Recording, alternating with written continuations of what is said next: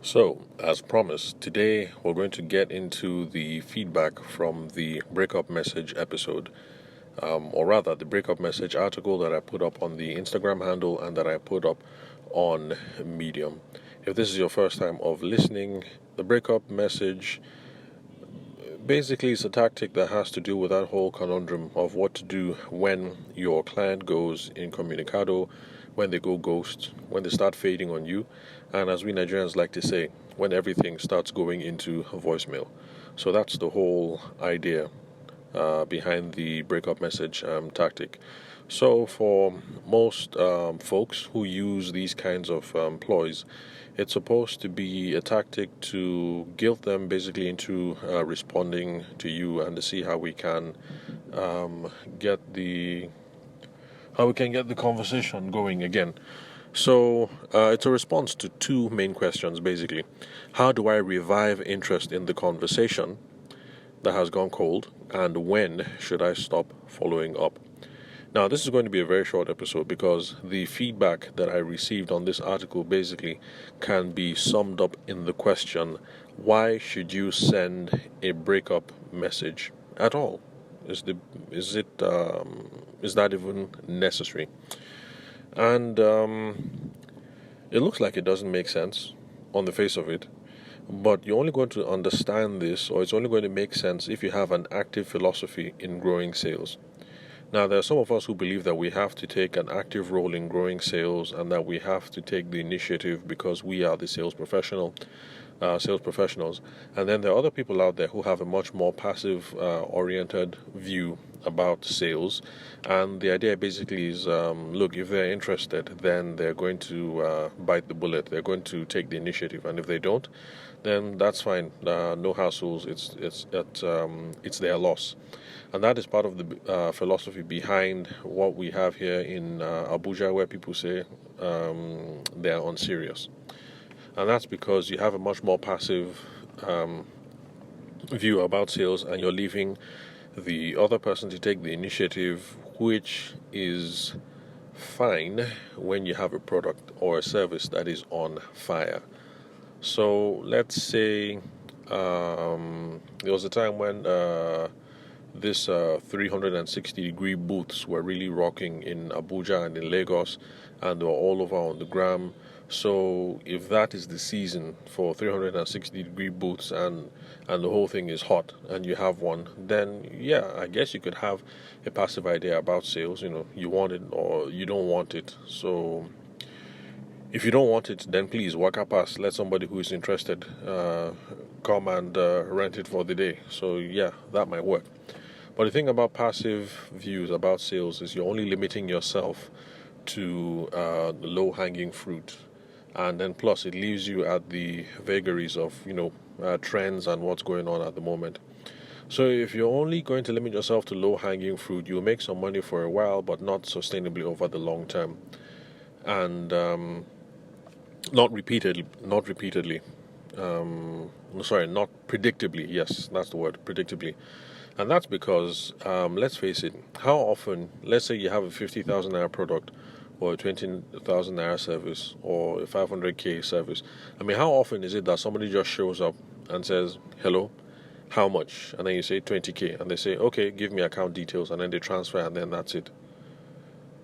Those kind of transactions are few and far in between. And if those things used to happen every day, there will be no point for this podcast, and there will be no need to even learn how to sell.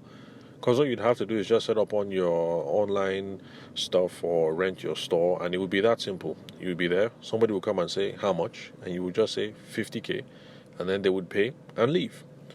But that's not the case. So that's the reason why we have to learn how to sell, because it's not all situations in which we can be order takers. Now, there are some circumstances that lend themselves to order taking, like I said, when you happen to have that hot commodity, that hot item, then all you have to do is sit down, look pretty, and when they say how much, name your price, and then they'll drop and they'll take, because right now you're hot. And then order taking is also suitable in some industries like fast food, for instance, because that's all you do. You stand behind the counter, somebody comes and says how much, and you say 10k, and then they pay, and then they leave, because after all, they want the pizza, or they want the chicken bucket, or they want whatever it is. So this whole breakup message thing only makes sense if you adopt an active philosophy to growing your sales. And I would say that is a much more preferred way of looking at it, because you can't just rely on low-hanging fruit. So when somebody comes and they have the money and they just give you the 500k without a fuss, or 50k without a fuss, or 20k without a fuss, whatever it is that you charge, if they show up and hand you the money, that's all well and good. But until the next person, the next low-hanging fruit person, the next order-taking, easy sale person comes along, you have to go out and try and drum up sales. People who seem to be interested before, but the conversation has gone cold, see how you can revive it. Because sometimes it's not that the conversation has gone cold, and it's something that I addressed in the last podcast episode. It might be a number of things. Life is in the way. Life has got busy. The bride is being harassed by her guy at work, and so because of that, she has let details with wedding planning slip. She may have lost your phone number. She may have lost that flyer. Let's see what else. She may have handed you over to the wedding planner, but the wedding planner has agendas for another service provider that they want to bring into the mix. There are a million and one things that could be happening. She could be quarreling with her boyfriend right now, with her fiance right now, because wedding planning can be extremely stressful, and so that's the reason why she hasn't been returning your phone calls. Or maybe the office sent her abroad, training in the UK, or training in Ghana or Benin Republic. The location is not important. The thing is that there are lots of things that could have made things start going into voicemail or make the conversation grow cold, and you have absolutely no idea what these things are, and you have very little chance of reviving these conversations if you do not look for some way to get actively involved in the process. So if it's things around work, and because of that she has forgotten and things slip through the crack, and let's face it,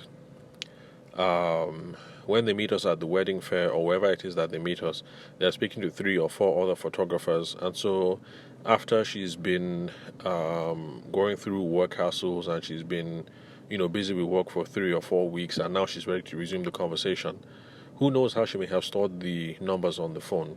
She may have stored them as photographer 1, photographer 2, photographer 3, photographer 4, or photographer tall, photographer short, photographer glasses, or photographer nice wedding books or something, or she started using your name, but now she just can't remember your name.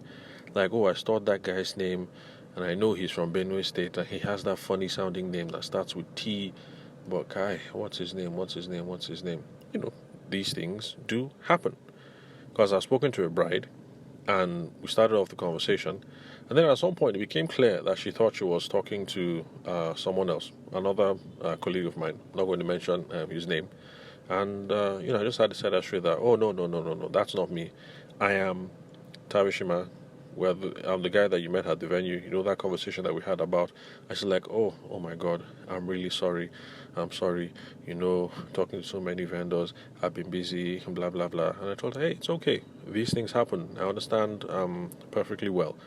And in a way, it worked to my advantage, because at least now I knew some stuff that she was discussing with the other dude, and what was important to her in the perfect vision for the day. What wedding photography was supposed to look like. So for me, actually, it was not a bad thing being confused with someone else. But see, that's the thing. These things happen. How she got our names mixed up and got our numbers mixed up, I have absolutely no idea. Because I'm a tallish, big, chief dude. He's kind of on the smaller, rounder, Yoruba kind of guy. We don't look the same. We don't sound the same. We don't shoot the same. So I don't know. Somehow she just got us mixed up. So these things happen. So you have to have the process for being actively involved in the sale so that you can revive things and get things going. Anyway, so let me wrap up my monologue on that one. So why send one at all? You send one if you choose to have an active philosophy in growing your sales. And this is a good tool, the breakup message or other tools like that, because they help you get over the emotional angst that is involved. Oh yeah, that's one downside of having an active role in sales. You have more emotional angst than other people. For people who have a passive role, for them is, look, if you like it, take it. If you don't like it, move, let the next person come along. With that kind of attitude, they don't get bothered much. Except if at the end of the month they now look at the bank statement and things are looking kind of thin, or 2021 December is around the corner, and then they see that they haven't made as much profits as they had anticipated.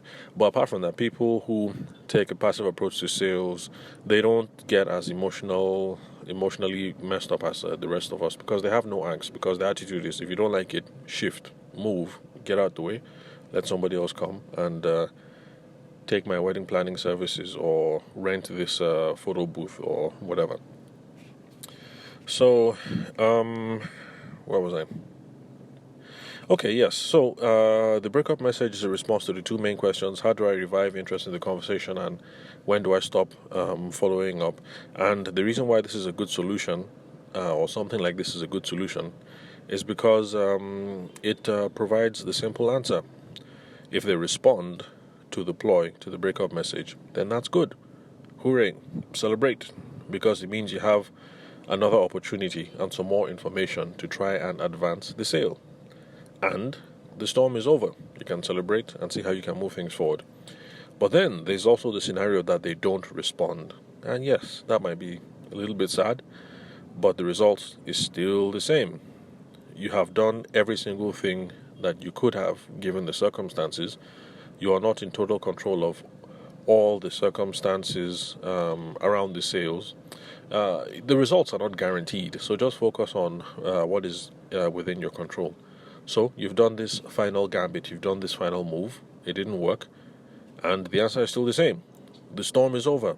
Either way, the storm is over, because you've done something, it worked, and that is good. It didn't work, and either way, that is also good, because some people say, and I believe, and I like to say it as well, that the best answer you can get in sales is yes. When they say, I agree, here's the deposit, here's the check, I'm going to give you the money by December 1st, so yes is a good answer. The second best answer is no, because when you get no during the conversation, you know that you're missing the track somewhere, and then you have to requalify to get back on track, to be sure that you understand what's important to them.